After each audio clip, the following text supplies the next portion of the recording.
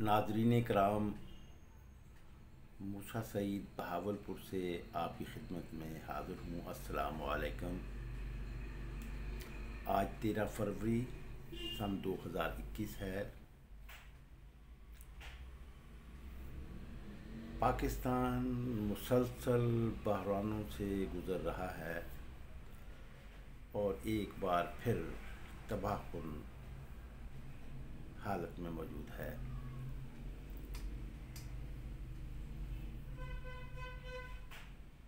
ہمیں اس صورتحال کا جائزہ لینے کے لیے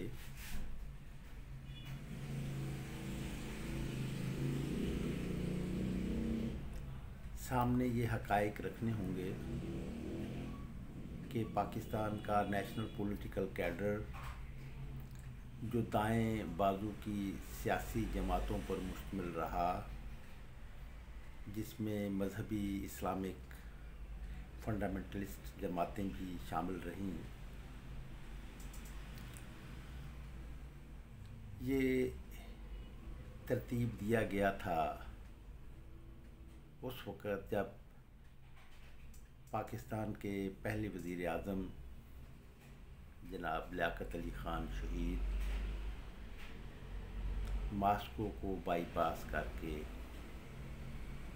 واشنگٹن چلے گئے تھے۔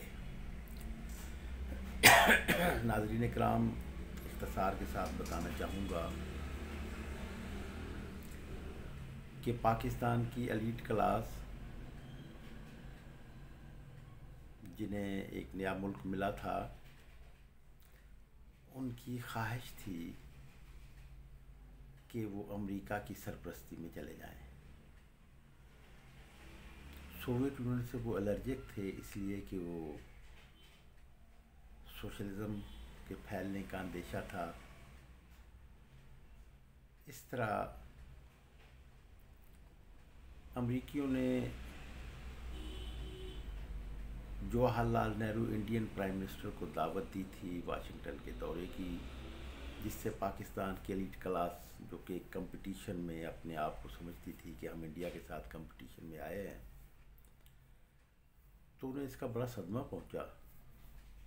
کہ امریکہ نے ہمیں پوچھا ہی نہیں۔ پھر ہماری رولنگ کلاس کو کسی نے مت دی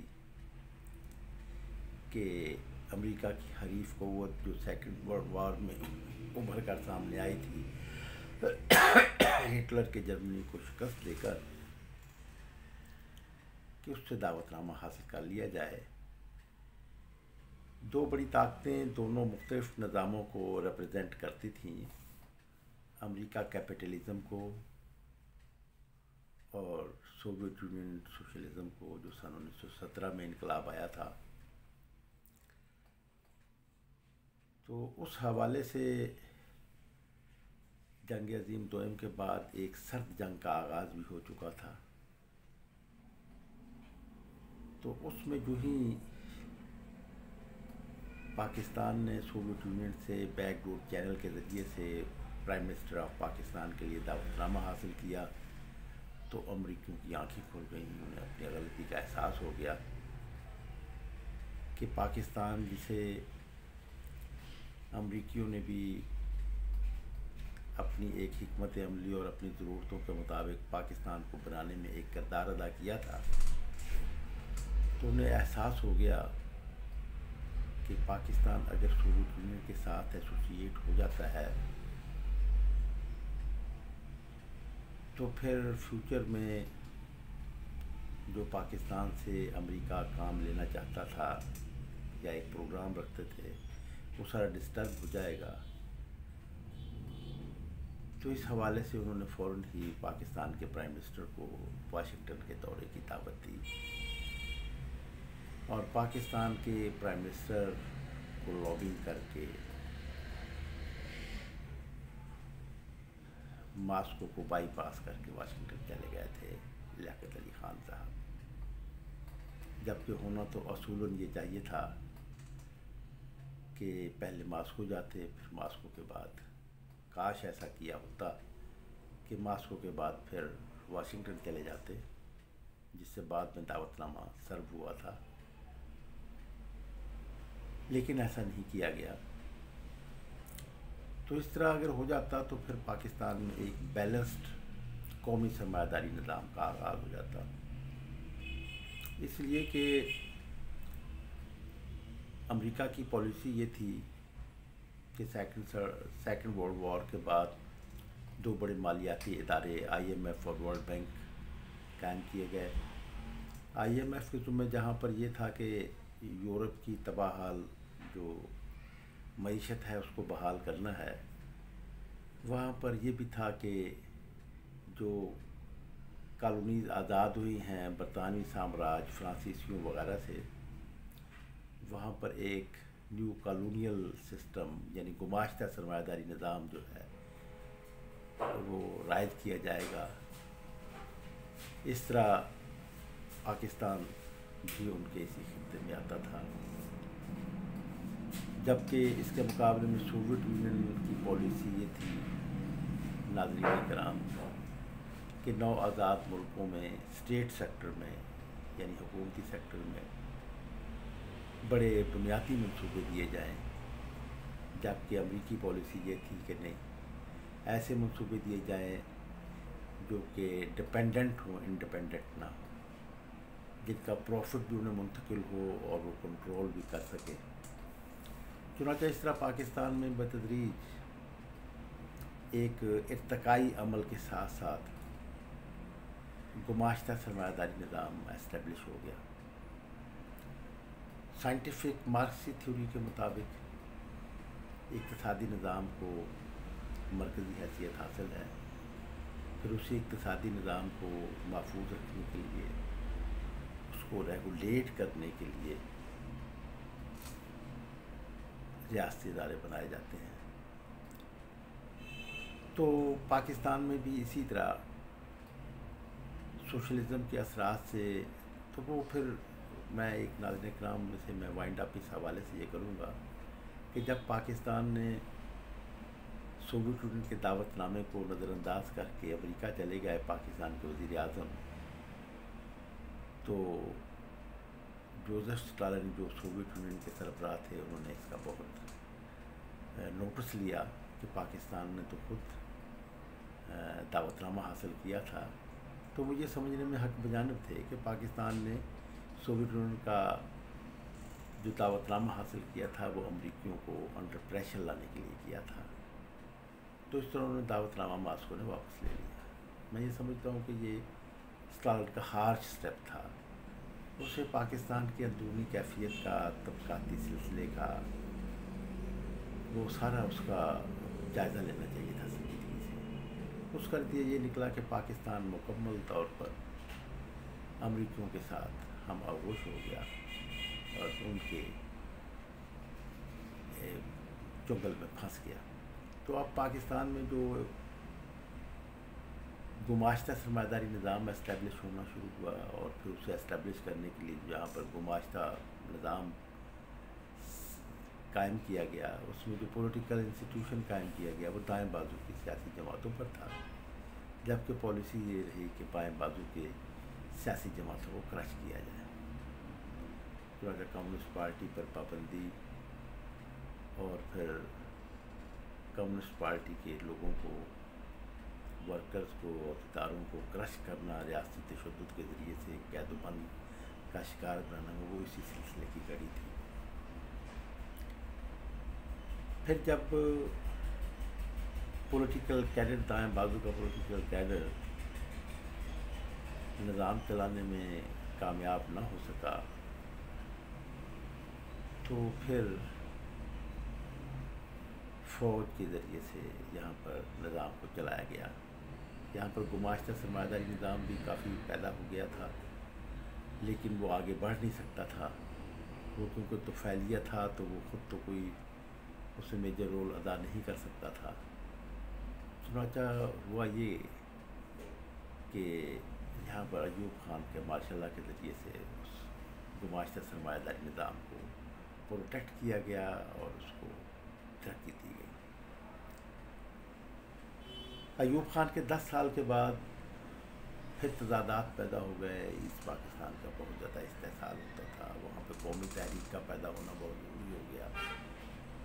پھر امریکیوں کی بھی اپنے جو پولیٹیکل صورتحال کے حوالے سے عالمی ذمہ داریوں کو پورا کرنے کے لیے ایسٹ پاکستان کو سوشلزم سے بچانے کے لیے ویتنام میں کیونکہ امریکیوں کو شکست ہو رہی تھی، باوجود اس کے کہ چین اور سوویت یونین میں اختلافات کافی پیدا ہو چکے تھے، لیکن چین نے اس بات کی سوویت یونین کو اجازت دے دی تھی کہ وہ ہو چی من کے ویتنامیوں کو جو امداد ہے وہ چین کے راستے سے فوجی امداد جانے کی اجازت دے دی گئی تھی۔ چنانچہ چین، جسے کہ ابھی تک امریکیوں نے تسلیم نہیں کیا تھا، بلکہ اس کو روکے ہوئے تھے اور اس کو کرش کرنے کے در پہ تھے، باوجود یہ کہ سوویت یونین کہ چائنا سے، اگرچہ چائنا کے انقلاب میں سوویت یونین کا بہت بڑا کردار رہا، ہیلپنگ کردار رہا، لیکن وہ علیحدگی ہو گئی، کچھ تضادات ابھر آئے تو اس سے دوریاں تھیں، لیکن اس کے باوجود چین اس قدر پوزیشن میں، اسٹرانگ پوزیشن میں تھا کہ امریکی اس کا گلا نہیں گھونٹ سکے، اور وہ یہاں تک کہ چین نے بھی ایٹم بم بنانے میں کامیابی حاصل کر لی، اور 1962 کی جو وار ہوئی انڈیا کے ساتھ، اس وار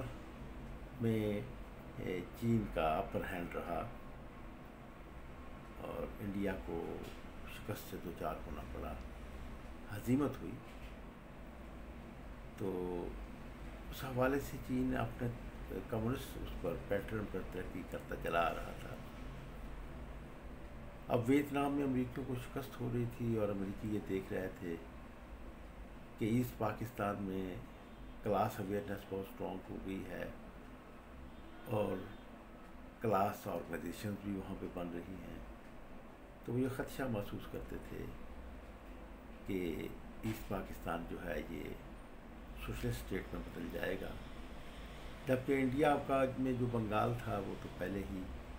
وہاں پر سوشلسٹوں کے بہت زیادہ گہرے اثرات تھے، تو اس طرح پھر ایک یونائٹڈ بنگلہ دیش جو ہے وہ اسٹیٹ بننے کے، سوشلسٹ اسٹیٹ بننے کے امکانات، ان کو معدوم کرنا اب امریکیوں کی ذمہ داری تھی۔ چنانچہ اس میں اب ایوب خان جو تھے وہ ان کے اقتدار کے دو حصے آپ کہہ سکتے ہیں کہ پہلا حصہ تو یہ تھا کہ امریکی ضرورتوں کے مطابق پورا کام کرنا، بھرپور کام کرنا، لیکن اس کے بعد پھر ایسا وقت بھی آیا کہ ایوب خان نے اپنی پالیسی کو بیلنس کرنے کی کوشش کی۔ یہ 1962 سے یہ سفر شروع ہوتا ہے، چین کے ساتھ تعلقات، یہ امریکہ کے کہنے کے باوجود ایوب خان نے انڈیا کی امداد نہیں کی تھی، چین کی مخالفت نہیں کی تھی، بلکہ امریکہ کی مرضی کے بغیر چین کے ساتھ تعلقات بہتر بنا لیے تھے۔ تو ایوب خان کا جو ایک صدارتی نظام تھا اور جس میں استحصال بہت زیادہ تھا ایسٹ پاکستان کا، تو اس حوالے سے بحران پھوٹ گیا۔ Ayub Khan physically heart attack ہونے کی وجہ سے، فالج کا دورہ پڑنے کی وجہ سے وہ فزیکلی اپنی گرپ مضبوط نہیں رکھ سکے، اور پھر انہوں نے خود ہی جب بحران پھوٹا، ایک عوامی تحریک شروع ہو گئی ایسٹ پاکستان میں بھی اور ویسٹ پاکستان میں بھی، تو ایوب خان نے مجبور ہو کر، کیونکہ دائیں بازو کی سیاسی جماعتیں جو تھیں وہ تو مذاکرات کی ٹیبل پر بیٹھ گئی تھیں، لیکن بائیں بازو کی دو جماعتیں، بڑی جماعتیں جنہیں عوام کی حمایت حاصل تھی ویسٹ پاکستان میں، ذوالفقار علی بھٹو کی پیپلز پارٹی اور ایسٹ پاکستان میں عوامی لیگ اور مولانا عبدالحمید خان باشانی کی پارٹی، نیشنل عوامی پارٹی، تو نیشنل عوامی پارٹی جو تھی وہ بھی باہر رہی، وہ بھی بہت بڑی طاقتور پارٹی تھی۔ تو اس طرح وہ پھر جو مذاکرات شروع ہوئے تھے ایوب خان کے ساتھ اپوزیشن، متحدہ اپوزیشن کے، وہ کامیاب نہ ہو سکے، اور مجبور ہو کر ایوب خان نے اقتدار جو تھا وہ اپنے ہی کانسٹیٹیوشن کو وائلیشن کرتے ہوئے جو 1962 میں بنایا تھا کہ اسپیکر کو اقتدار دینے کی بجائے army commander in chief general Agha Muhammad Yahya Khan کو سپورٹ کر دیا۔ اب جنرل آغا محمد یحییٰ خان نے الیکشن کروانے کا پروگرام دیا۔ میں یہ سمجھتا ہوں کہ وہ سب کچھ امریکی ایجنڈے کے مطابق تھا، تو اور وہ بحران بہت شدید ہو گیا۔ ناظرین کرام، ان دنوں یحییٰ خان کے زمانے میں گریٹ ٹریجڈی کے نام سے ذوالفقار علی بھٹو نے اپنا ایک انالیسس دیا تھا پاکستان کے عوام کو، جو پاکستان کی مقتدر قوتوں کے لیے بھی بہت ضروری تھا کہ وہ اسے اہمیت دیتے، لیکن پاکستان کی مقتدر قوتیں تو گماشتہ قوتیں تھیں اور وہ امریکہ کے کنٹرول میں تھیں، تو وہ اسی گریٹ ٹریجڈی میں جن خدشات کا ذوالفقار علی بھٹو نے، چیئرمین پاکستان پیپلز پارٹی نے، جو عظیم المیہ کے نام سے کتاب لکھی تھی، یہ انالیسس دیا تھا، وہ پریڈکشنز بالکل درست ثابت ہونی شروع ہو گئیں، اور یہاں تک کہ ایسٹ پاکستان بنگلہ دیش بن گیا، جسے بنوا بھی دیا گیا۔ اب امریکیوں کی حکمت عملی یہ تھی، پالیسی یہ تھی کہ ایسٹ پاکستان کو بنگلہ دیش بنوا کر سوشلزم کو روکا جائے، اور بالکل ایسے ہی جیسے کہ انقلاب افغانستان کو، پاکستان کو، اس خطے کو سوشلسٹ انقلابات سے بچانے کے لیے ضروری ہو گیا تھا امریکہ کے لیے کہ سوشلسٹ انقلاب افغانستان کو ہر قیمت پر ختم کیا جائے، تو وہ ایک بحران کی صورتحال ہوئی۔ ایسٹ پاکستان علیحدہ ہو گیا۔ اب ویسٹ پاکستان کو ذوالفقار علی بھٹو کے ذریعے ہی بچایا جا سکتا تھا۔ اب امریکی حکمت عملی ویسٹ پاکستان کو پاکستان کے نام سے بچانا ضروری تھا۔ اب ذوالفقار علی بھٹو کو جو وہ اگر انہیں نہ لایا جاتا تو پھر پاکستان، اور ذوالفقار علی بھٹو کو پاور میں نہ لایا جاتا تو پھر ذوالفقار علی بھٹو جو تھے وہ اپنی جدوجہد جاری رکھتے، اور وہ جدوجہد بہت انقلابی ہوتی، اور ویسٹ پاکستان میں کلاس اسٹرگل شروع ہو جاتی۔ تو یہ ڈیفیٹڈ جو ہمارا فوجی انسٹیٹیوشن تھا وہ اس صورتحال کا مقابلہ نہیں کر سکتا تھا، چنانچہ امریکیوں نے ذوالفقار علی بھٹو کے ذریعے ویسٹ پاکستان کو بحال کروانے کا راستہ اختیار کیا، اور جب یہ ویسٹ پاکستان کو ری ایسٹیبلش کر لیا گیا تو پھر ذوالفقار علی بھٹو کو، جو کہ بہت تیزی کے ساتھ امریکی انفلوئنس سے نکلنے کے لیے جدوجہد کر رہے تھے، وہ ایک پی این اے کی موومنٹ کے ذریعے سے اس کو بہانہ بنا کر سیاسی ووٹوں کو شکست تو نہیں دی جا سکتی، چنانچہ وہ ایک بحران کی صورتحال ہوئی کہ پاکستان کے کاش وہ فوجی رجیم نہ آتی، لیکن وہ لے آئے، اور پھر انقلاب افغانستان جو ہے سوشلسٹ انقلاب، اس سے پاکستان کو بہت اہم بنا دیا تھا، لیکن پاکستان کے گریڈی حکمران، کم فہم حکمران، گماشتہ حکمران امریکی ایجنڈے پر جہاد افغانستان کراتے رہے، اور اس کے نتیجے میں ذوالفقار علی بھٹو کو پھانسی دے دی گئی۔ اگرچہ یہاں پر اور پھر سوویت یونین کی تحلیل ہو گیا، تو سوویت یونین کے تحلیل ہونے کے حوالے سے، لیکن اس سارے دوران میں کمیونسٹ ٹیم جو کہ اپنی شیپ بدل کر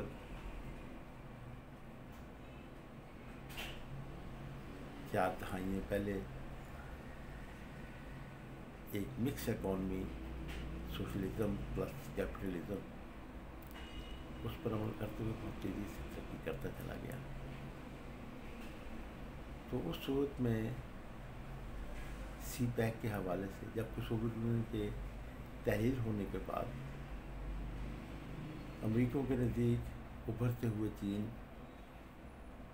کو روکنا ضروری ہو گیا،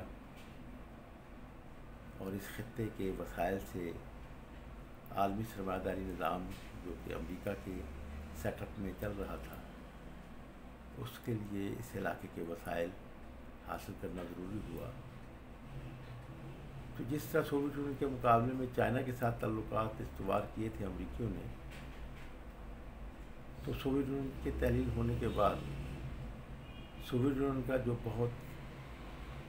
قریب ملک تھا انڈیا، تو وہ بھی انہوں نے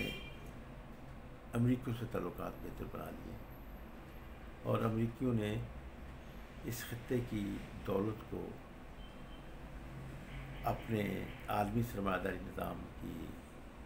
پرورش کے لیے، ڈیولپمنٹ کے لیے انڈیا کے ساتھ اسٹریٹجک پارٹنرشپ شروع کی، اور پاکستان کا فوجی انسٹیٹیوشن، جسے کہ امریکی اپنی ضرورتوں کے مطابق بہت توانا بناتے رہے اور اس سے بہت بھاری کام بھی لیتے رہے، تو وہ انسٹیٹیوشن ان کے لیے اب غیر ضروری ہو گیا۔ تو اور یہ کام انہوں نے انڈین فوجی انسٹیٹیوشن اور انڈیا کے ذریعے سے، کیونکہ پاکستان کے حکمرانوں کو یہ ایک ڈائریکشن دی گئی۔ میں یہ سمجھتا ہوں کہ میاں نواز شریف صاحب نے اپنے آپ کو اس حاوی قوت کے ساتھ اپنے آپ کو بریکٹ کیا کہ امریکہ انڈیا پارٹنرشپ کو انہوں نے سپورٹ کرنا شروع کیا۔ یہی ایک تضاد پیدا ہوا یہاں پر فوجی انسٹیٹیوشن کو، جسے کہ کم کرنا چاہتے تھے، تو اب فوجی انسٹیٹیوشن جو تھا وہ چین کے لیے مفید ہو گیا۔ اس طرح پاکستان کے فوجی انسٹیٹیوشن کو، جو کہ امریکہ کی امداد حاصل تھی، اب امریکہ کے نظر انداز کرنے پر، بلکہ اس کے خلاف جارحانہ رویہ اختیار کا مقابلہ کرنے کے لیے پاکستان کے فوجی انسٹیٹیوشن کو چین کی امداد حاصل ہو گئی۔ ناظرین اکرام، اس طرح پاکستان کا فوجی انسٹیٹیوشن نہ صرف امریکہ سے فاصلے پر انڈیپینڈنٹ ہونا شروع ہو گیا، اور چین کے ساتھ تعلقات بہتر سے بہتر ہوتے چلے گئے۔ اب ہم یہاں پر یہ آئیں گے کہ چین کی پالیسی، چین کے اپنے ملک کے اندر سوشلسٹ پالیسیاں خاصی رائج ہیں، لیکن وہ کیپٹلزم کے اشتراک کے ساتھ، لیکن بیرونی پالیسیوں میں چین کا جو جارحانہ، جو امریکہ کے ساتھ کولیبوریشن قائم ہونے سے پہلے جو طرز عمل تھا چینیوں کا، کہ دنیا بھر کے انقلابات کو سپورٹ کرنا، اس سے وہ دستبردار ہو گئے، اور انہوں نے اسی انداز میں، جس طرح کہ امریکی کمپنیوں کو جو ہے، امریکی کمپنیاں وہ پاکستان جیسے ملکوں میں جو حکمران حلقے ہوتے ہیں ان کو کمیشن خوری پہ لگا دیتی تھی، تو یہی راستہ جو ہے وہ چینیوں نے بھی اڈاپٹ کیا، چینی کمپنیوں نے، تو جو کہ پھر پاکستان کو گماشتہ اس کے لیے حکمرانی سیٹ اپ کے لیے قابل قبول ہو گیا۔ تو اس طرح ایک صورتحال بنی، تو اب پاکستان میں ایک شدید بحران پایا جاتا ہے، اور اس میں جب کہ امریکوں کی ضرورت ہے کہ پاکستان کو انڈیا کی ہیجمنی میں دے دے، کنٹرول میں دے دے، اور پاکستان کا فوجی انسٹیٹیوشن جو ہے اس کو کم کیا جائے۔ آپ دیکھیں کہ یہ پاکستان کے فوجی آفیسرز کی جو ٹریننگ کا ایک سلسلہ امریکہ تھا، وہ اس پر ٹرمپ کے زمانے میں اس پر پابندی بھی لگی، جس سے کہ بعد میں اب پھر انہوں نے اسے دیکھا کہ یہ تو کارگر ثابت نہیں ہوئی۔ یہ بالکل ایسے ہی کارگر ثابت نہیں ہوئی کہ پاکستان کی اقتصادی بحران سے نکالنے کے لیے سعودیہ عربیہ کو یہ کہا گیا کہ پاکستان کو امداد دی جائے۔ یہ میں کھلا آن پیپر تو بات نہیں، لیکن ہم یہ سمجھتے ہیں کہ وہ اشارے ہو جاتے ہیں، اس کے بغیر وہ ایسا کیا نہیں جا سکتا تھا۔ تو اس طرح سعودیہ نے پاکستان کو امداد کی تھی، پیسے قرضہ دیا تھا، لیکن پاکستان جو تھا وہ سی پیک کو مکمل کرنے کی راہوں پر چلتا رہا، جبکہ امریکہ کی ضرورت یہ تھی کہ اس کو سلو ڈاؤن کیا جائے، کیونکہ ختم ہی کر دیا جائے، اگر ختم نہیں کیا جا سکتا تو بہت ہی سلو ڈاؤن کیا جائے، لیکن پاکستان میں چینی انویسٹمنٹ بڑھتی چلی گئی۔ تو بلکہ اسی کو بیلنس کرنے کے لیے آپ دیکھیں کہ آج کل بہت ایک اس بات کا ذکر آ رہا ہے کہ کیئر ٹیکر حکومت جو ہوگی اس کو عبداللہ حسین ہارون جو ہے وہ کیئر ٹیکر پرائم منسٹر بنا دیے جائیں گے۔ تو وہ الیکشن سے پہلے پاکستان میں جو گزشتہ الیکشن ہے اس سے پہلے جو کیئر ٹیکر حکومت تھی اس کیئر ٹیکر حکومت میں عبداللہ حسین ہارون وزیر خارجہ تھے۔ عبداللہ حسین ہارون امریکہ کے بہت زیادہ قریب یہ فیملی رہی ہے۔ تو اس صورتحال کے بارے میں یہ کہ خود یہ یوٹیوب پر یہ موجود ہے انٹرویو عبداللہ حسین ہارون کیئر ٹیکر فورن منسٹر کا، کہ سی پیک کے حوالے سے جو مغرب سے امریکیوں سے جو دوریاں بڑھ رہی تھی ان دوریوں کو ختم کرنے کے لیے ہم نے ایگزون موبائل کو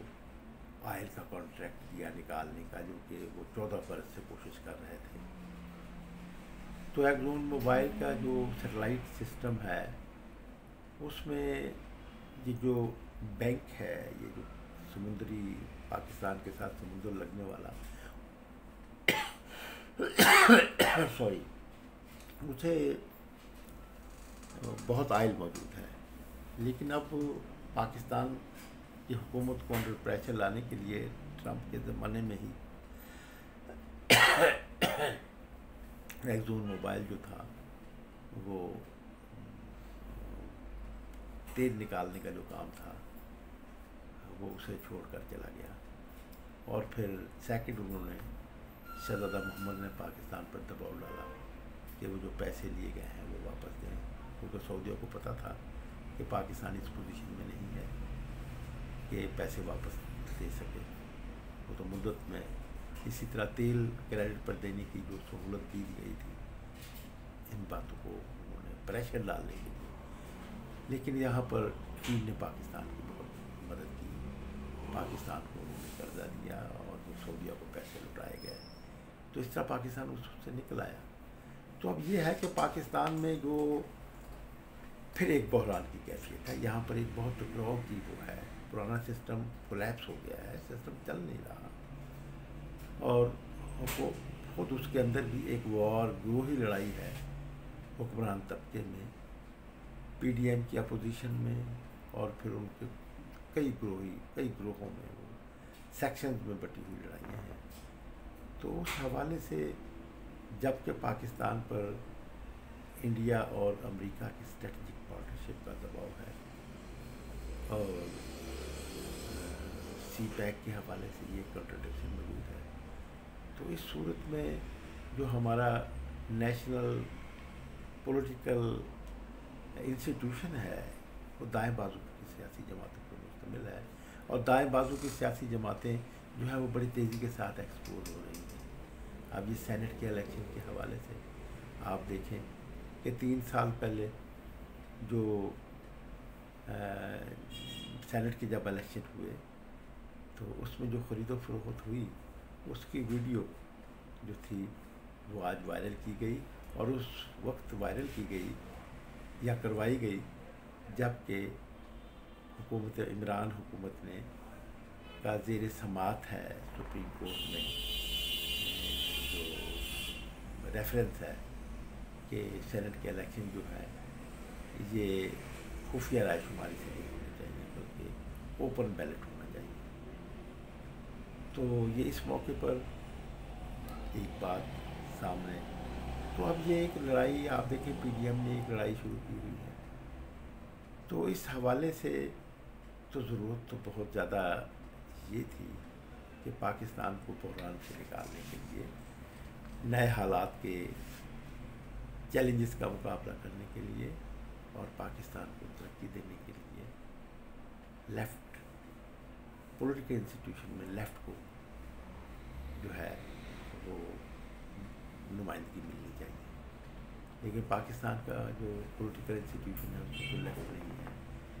بلکہ لیفٹ کو تو پہلے امریکی ضرورتوں کے مطابق پاکستان میں مارا جاتا رہا، اور آج بھی رائٹ ونگر جو ہے وہ حکمرانی کر رہے ہیں۔ عمران خان صاحب کو جو پاور میں لایا گیا تو اس میں تو مولانا فضل الرحمان اور میاں نواز شریف جو کہ خود اسی پروسیس کے ذریعے سے پاور میں آتے رہے ہیں،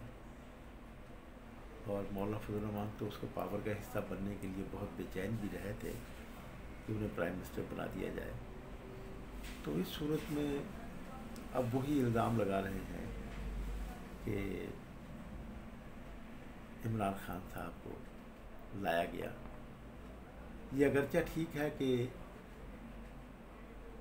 مولانا فضل الرحمان نے اس پر سجدہ صاحب کر لیا ہے، ان کی بھی کرپشن کے بہت سے واقعات سامنے آئے، لیکن اس کے بعد پھر دیکھیں کہ ایک دم ان پر کوئی پیش رفت نہیں ہو سکی۔ نیب نے مولانا فضل الرحمان کو بلایا تھا، انہوں نے جوتے کی نوک پر کہہ دیا کہ نہیں آؤں گا، تو پھر بہت سے یہ اس طرح کی وہ نیوز سامنے آئی، رپورٹ سامنے آئی کہ مولانا فضل الرحمان جو ہیں وہ اربوں خربوں روپے کی اثاثوں کے مالک ہو گئے ہیں، اور وہ بذریعہ کرپشن ہی تو ہوئے ہیں۔ تو اس حوالے سے جو ہے اور مولانا بھی بہت اس پر جارحانہ انداز میں، میاں نواز جارحانہ انداز میں سامنے آئے، اور یہاں تک کہ ہمارے جو فوجی انسٹیٹیوشن ہیں ان کو بھی تنقید کا نشانہ بناتے رہے۔ لیکن اب مولانا فضل الرحمان میں ایک تبدیلی ہم دیکھنے میں دیکھ رہے ہیں کہ وہ تبدیلی یہ آئی ہے کہ وہ جو کہ عمران خان صاحب کو ہٹانے کی بات نہیں کرتے تھے، وہ کہتے نہیں ہٹانے کی ان کی بات نہیں ہے، اب بات تو یہ ہے کہ وہ جو یعنی فوج کے خلاف ان کے وہ تھی، لیکن اس کے بعد پھر انہیں احساس ہوا کہ نہیں یہ، اور پھر انہوں نے سجدہ صاحب کر لیا، اور اب پھر وہ صرف عمران خان صاحب۔ تو ایسی صورت میں یہ اگرچہ ایک خوشائند بات ہے کہ سن 71 کے بحران میں امریکی ہمارے ساتھ سنسیئر نہیں تھے، وہ بنگلہ دیش کو بنوانا چاہتے تھے۔ آج جب کہ پاکستان کے استحکام چائنا کو بہت ضرورت ہے، بس یہ ایک امداد موجود ہے، لیکن بات یہ ہے کہ اقتصاداً کی صورت میں کہ ہمیں صرف بیرونی امداد ہی پر تو انحصار نہیں کرنا، تو اس تباہ کن بحران سے جس کا ہم شکار ہیں اس سے بچنے کے لیے ہمیں خود اپنے اندرونی ذرائع سے ایسے حالات پیدا کرنا ہوں گے۔ میں تو ایک عرصے سے یہ بات کہتا آیا ہوں، بائیں بازو کے لوگوں کی سیاسی جماعتوں سے بھی کو بھی یہی بات کنوے کرنے کی کوشش کرتا رہا کہ دیکھیے کہ بدلے ہوئے حالات میں پاکستان کے اس فوجی انسٹیٹیوشن کا جو کہ ماضی میں جو کردار رہا ہے، جبکہ وہ خود کہتے ہیں کہ یہ پہلے والی فوج نہیں ہے، جبکہ خود آرمی چیف یہ کہتے ہوں کہ جو 40 سال پہلے بویا گیا تھا اسے ہم آج کاٹ رہے ہیں۔ تو میں یہ سمجھتا ہوں کہ اس بیانیے سے ہمیں یہ چاہیے کہ ہم بھی کچھ آگے بڑھیں، اور صرف تنقید کا فوجی انسٹیٹیوشن پر تنقید، جارحانہ تنقید کرنے کی بجائے ہم فوجی انسٹیٹیوشن کو وہ راستہ دیں کہ وہ پاکستان میں سول لبرٹیز کو محفوظ بنانے کے لیے زیادہ سے زیادہ کردار ادا کر سکیں۔ آپ دیکھیں وہ خود بھی تو یہ کہہ رہے ہیں کہ ہمیں سیاست میں نہ گھسیٹا جائے، ہمارا سیاست سے کوئی تعلق نہیں۔ تو میں یہ سمجھتا ہوں کہ اس بیانیے کو مزید مضبوط کیا جائے۔ یہ ٹھیک ہے کہ عملی طور پر بہت سے یہاں پر ہم یہ سمجھتے ہیں، ہمیں یہ بات بھی مد نظر رکھنی چاہیے کہ یہ امریکیوں کی بھی ضرورت ہے کہ یہاں پر فوج کے ساتھ جو ہے وہ عوام کے ٹکراؤ کو یقینی بنایا جا سکے، اس لیے کہ وہ فوج کو طاقتور فوج اب نہیں دیکھنا چاہتے، جو کہ سوویت یونین کی موجودگی میں دیکھنا چاہتے تھے کہ پاکستان کی فوج بہت طاقتور ہو۔ تو ناظرین کرام، یہ اس صورت میں ہم یہ ضرور کہیں گے کہ بات یہ ہے کہ مہنگائی بہت بڑھ رہی ہے، لا لیسنس بہت زیادہ ہے، سرکاری دفتروں میں کوئی کام نہیں ہو رہا ہے، کوئی حکم کی کوئی پابندی نہیں کر رہا ہے۔ میں اس کی بہت سی مثالیں پیش کر سکتا ہوں۔ بالکل سسٹم تو ایک طرح کا بیٹھ گیا ہے. تو اب سسٹم بیٹھ گیا ہے تو اس پرانے فرسودہ سسٹم کو برقرار رکھنے کی بجائے نیا سسٹم لانا چاہیے، اور نئے سسٹم کے لیے نیشنل پولیٹیکل انسٹیٹیوشن جو ہے اس کو اس قابل بنانا ہوگا. اور اس کے لیے اسی صورت میں ہے کہ بائیں بازو کی پارٹیوں کا اتحاد ہو. اس میں دائیں بازو کی سیاسی جماعتیں بھی اس کے یہ تو نہیں کہ انہیں بالکل اس انسٹیٹیوشن میں حصہ نہیں دیا جائے گا، ایسے ہی جیسے کہ ماضی میں بائیں بازو کی سیاسی جماعتوں کو پاکستان کے پولیٹیکل انسٹیٹیوشن میں کوئی حصہ نہیں دیا گیا. میں یہ سمجھتا ہوں کہ اگر پاکستان کے پولیٹیکل انسٹیٹیوشن میں، نیشنل پولیٹیکل انسٹیٹیوشن میں، جس میں کہ تمام دائیں بازو کی سیاسی جماعتیں شامل رہیں، اگر اس میں بائیں بازو کی سیاسی جماعتوں کو بھی ان رکھا جاتا تو پھر پاکستان کو بچایا جا سکتا تھا اور پاکستان کو زیادہ ترقی دی جا سکتی تھی. اب اس میں ایک بات اور دور کرنا چاہوں گا کہ ہمارے ہاں اکثر ہمارے پرائم منسٹر بھی بار بار کہہ چکے ہیں، اور دائیں بازو کے لوگ بھی کہتے ہیں کہ دیکھیں پاکستان کے ماڈل کو سامنے رکھ کر جنوبی کوریا نے بہت ترقی کی، وہ ہم سے پیچھے تھا. لیکن میں یہ سمجھتا ہوں کہ اس پہلو کو ہم نظر انداز کر دیتے ہیں کہ امریکہ اور مغربی دنیا نے جنوبی کوریا کو شمالی کوریا سے بچانے کے لیے، کمیونزم سے، سوشلزم سے بچانے کے لیے اسے بہت اس کی ڈیولپمنٹ میں حصہ دیا، اس کو موقع دیا کہ وہاں پر انڈسٹریل اسٹیٹ جو ہے وہ بہت زیادہ ڈیولپ کروا دی جائے. تو یہ صورتحال، یہ موقع پاکستان کو بھی میسر آ گیا تھا افغانستان کے حوالے سے، کہ افغانستان میں اگر سوشلسٹ انقلاب آیا تھا، اگر اسے تباہ کرنے کی بجائے اگر اس کو مستحکم ہونے دیا جاتا تو پاکستان جو تھا یہ امریکہ کے لیے ناگزیر ہو جاتا، اور یہاں پر $1 ٹریلین کے اس خطے میں امریکی مفادات کو بچانے کے لیے بہت ضروری تھا کہ پاکستان کو جنوبی کوریا سے بھی زیادہ بڑی ترقی دی جاتی، اس لیے کہ یہاں پر وسائل پر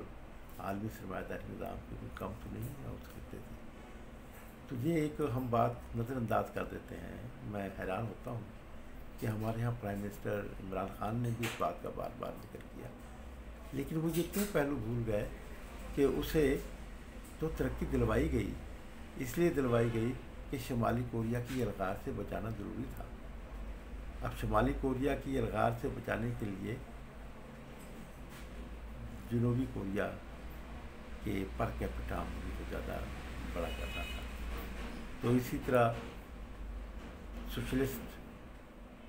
افغانستان جسے ڈسٹرب کر دیا گیا، جسے تباہ کر دیا گیا، اگر وہ سوشلسٹ افغانستان کے اثرات کو روکنے کے لیے ضروری تھا کہ پاکستان کو امریکی یا تو انڈسٹریلائز کرواتے، ترقی دلواتے، یا پھر محروم ہو جاتے تیل پیدا کرنے والی دولتوں سے. حضرت اکرام، میں آپ کا شکر گزار ہوں. اس حوالے سے میں نے پاکستان کو تباہ کن جو بحران ہے اس کی کیفیت سے بھی آگاہ کیا اور اس سے بچنے کا راستہ بھی سامنے دکھایا. میں یہ سمجھتا ہوں کہ بہت ممکن ہے کہیں نہ کہیں یہ بات ہو بھی رہی ہو، چل بھی رہی ہو. ہوتا یہ ہے کہ بیک وقت ایک ہی جگہ بہت سے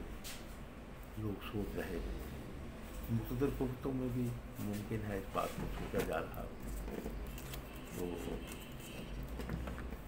یہی ایک واحد راستہ ہے. اس میں یہ سمجھتا ہوں کہ اگر تاخیر کی گئی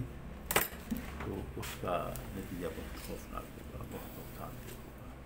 اس میں تاخیر نہیں ہونی چاہیے، پہلے ہی بہت تاخیر ہو گئی اور ابھی تک ہماری ریاستی مشنری جو ہے اس کے ذریعے بائیں بازو کے لوگوں کے خلاف کارروائیاں کی جاتی ہیں. انہیں تو بیک اپ کرنے کی ضرورت ہے، انہیں تو موقع دینے کی ضرورت ہے کہ وہ اپنا فریلی کام کر سکیں. اس لیے کہ پاکستان کو ایک نئے میثاق کی ضرورت ہے، سوشل کانٹریکٹ کی ضرورت ہے، جس میں ڈیولیوشن آف پاور جو ہے وہ نچلی سطح تک ہو، اور عوام میں جو تفریق ہے طبقاتی حوالے سے اس کو کم کیا جائے.